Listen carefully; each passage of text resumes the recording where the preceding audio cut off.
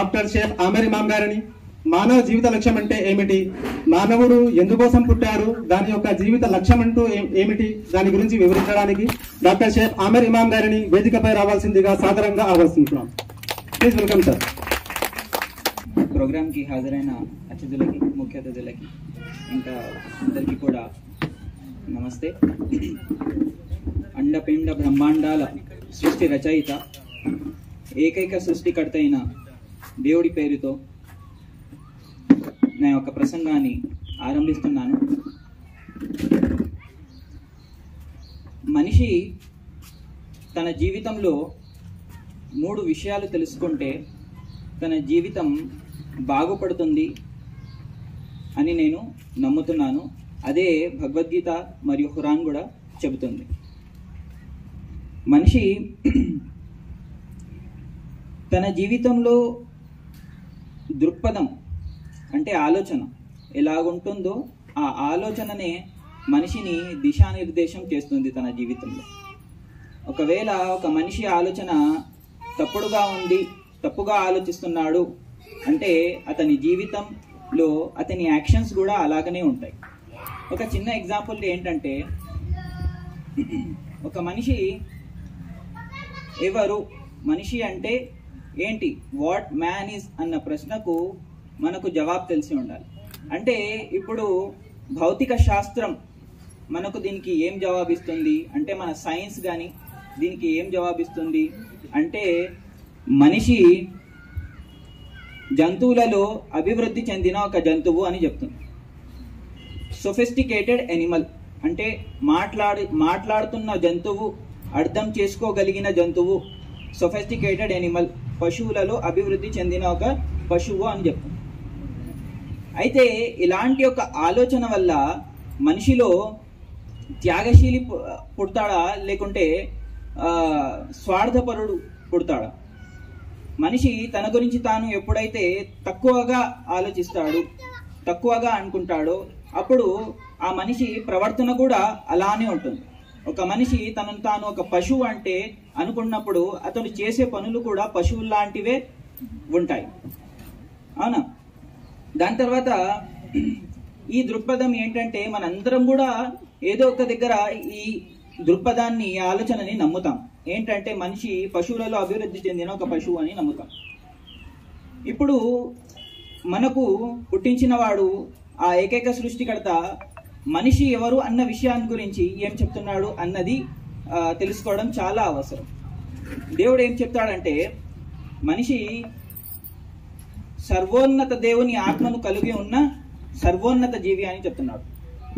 ఎప్పుడైతే మనిషి తన గురించి తాను చాలా బాగా ఆలోచిస్తాడు, నేను చాలా మంచివాడిని, సర్వోన్నత దేవుని ఆత్మను కలిగి ఉన్న సర్వోన్నత జీవిని అని అనుకుంటాడో, ఎప్పుడైతే తప్పుడు పనులు చేయడానికి వెళ్తాడో అప్పుడు ఆలోచన వస్తుంది, నేను మంచివాడిని కదా, నేను ఇంత దేవుడు నన్ను చాలా అన్ని జీవుల కంటే గొప్ప జీవి అని చెప్తున్నాడు, అలాంటి వాడిని నేను ఈ చిన్న పని, ఈ చిన్న తప్పు చేయగలనా అన్న ఈ ఆలోచన వస్తుంది.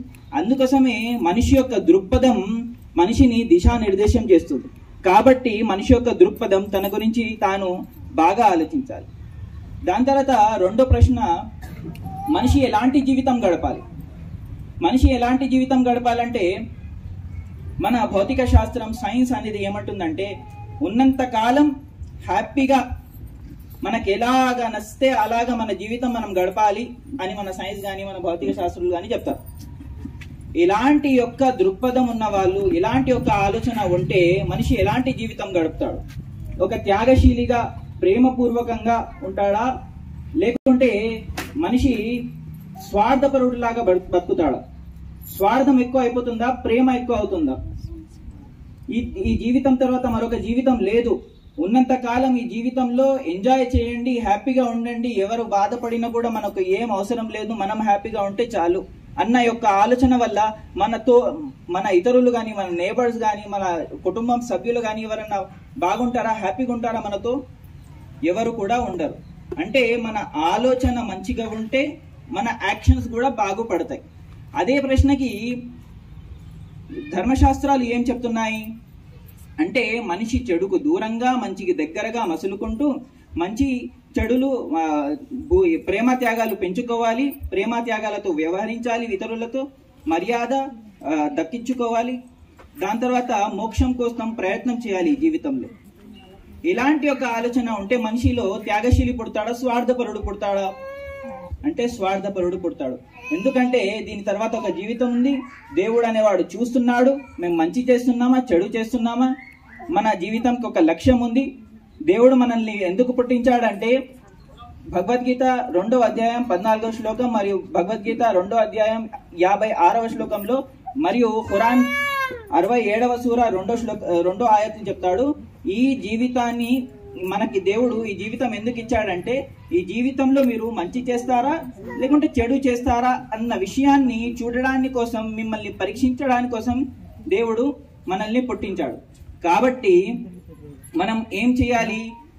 ఎప్పుడు కూడా మన జీవితంలో మేము మంచి చేస్తున్నామా చెడు చేస్తున్నామా, చెడు ఎక్కువ చేస్తున్నామా మంచి ఎక్కువ చేస్తున్నామా అన్నది ఎల్లప్పుడు కూడా మనల్ని మనం కరెక్ట్ చేసుకుంటూ ఉండాలి. ఎందుకంటే ఆ దేవుడు మనకి ఈ జీవితం లక్ష్యంతో కూడి ఇచ్చాడు. మనం ఆ లక్ష్యాన్ని లక్ష్యం లేకుండా మనం ఈ జీవితాన్ని గడపకూడదు. లక్ష్యం లేని జీవితంలో ఒక జంతువు కూడా జీవిస్తుంది. అలాంటిది మేము సర్వోన్నత దేవుని ఆత్మను కలిగి ఉన్న మేము లక్ష్యం లేని జీవితం గడపరాదు. అలా గడిపినట్లయితే ఒక జంతువుకి ఒక మనిషికి ఎలాంటి తేడా కూడా ఉండదు. ఒక మనిషికి ఒక జంతువుకి ఎలాంటి తేడా కూడా ఉండదు. మన దృక్పథం మన దిశానిర్దేశం చేస్తుంది.